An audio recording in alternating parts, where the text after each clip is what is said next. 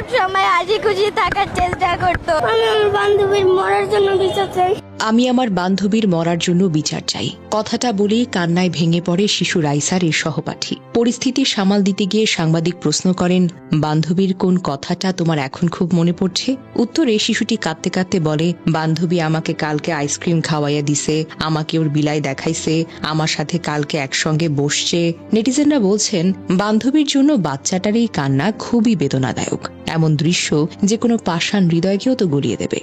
রামিসা ছিল তার পরিবারের আদরের ছোট্ট রাজকন্যা। স্কুলে সে ছিল অসাধারণ মেধাবী, পপুলার মডেল হাই স্কুল এর দ্বিতীয় শ্রেণীর ছাত্রী হিসেবে প্রতি বছরই ভালো ফলাফল করত।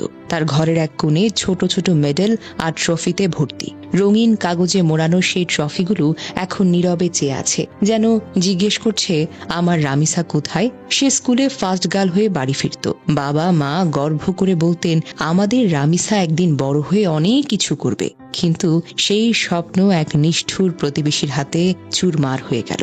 ঘটনার পর থেকে বারবার মূর্ছা যাচ্ছেন রামিসার মা পারভিন বেগম। মাঝে মাঝে বলেন, আমার রামিসা কোথায়, ওকে একটু এনে দাও। কখনো বা বলেন, আমার মেয়েটা কোথায়, ও স্কুলে যাবে, ভাত খাবে, ও তো একা খেতে পারে না। রামিসা একটা বিড়াল এবং কয়েকটা পাখি পুষত। রামিসার বোন রাইসা আক্তার দ্য ডেইলি স্টারকে বলেন, গতকাল থেকে রামিসার বিড়ালটা ঠিকমতো খায় না, একেবারে চুপচাপ হয়ে গেছে। রামিসা নিজের খাবার নিজে ঠিকমতো খেতেই পারত না, কিন্তু বিড়ালকে নিজের হাতেই খাইয়ে দিত। বিড়ালটিকে খুব আদর যত্ন করত সে। রামিসার বাবা দীর্ঘ ৩০ বছর ধরে এই এলাকায় বাস করেন। কোনো ঝামেলা ছিল না। তিনি মেয়েকে স্কুলে পাঠাতে নিশ্চিন্ত মনে। এখন তিনি ভাঙা গলায় বলেন, আমি আর কিছুই চাই না, বিচার পাবো কিনা জানি না, কিন্তু আমার মেয়েটাকে এভাবে। তার চোখে জল, কণ্ঠে অসহায়ত্ব। বড় মেয়ে রাইসা এখন বোনের স্মৃতিতে শোকে মুহ্যমান। সকালে 2 বোন নাস্তা করত, কয়েক মিনিট পর পর সবই শেষ।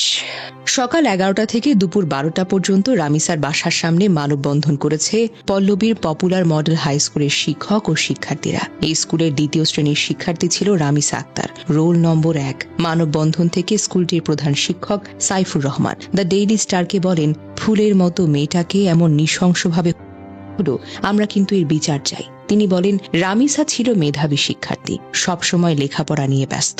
তার দ্রুত ও দৃষ্টান্তমূলক শাস্তি আমরা নিশ্চিত করছি।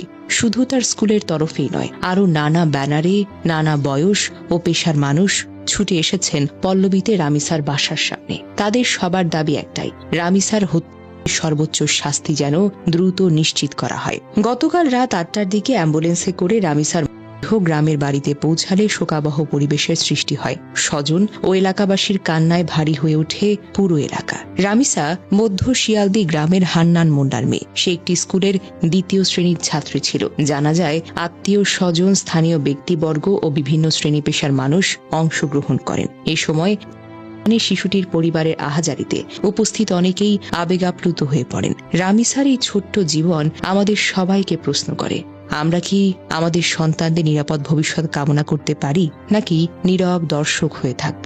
রামিসা, তুমি চলে গেছো, কিন্তু তোমার স্মৃতি আর তোমার বান্ধবীর কান্না আমাদের হৃদয়ে চিরকাল জ্বলবে।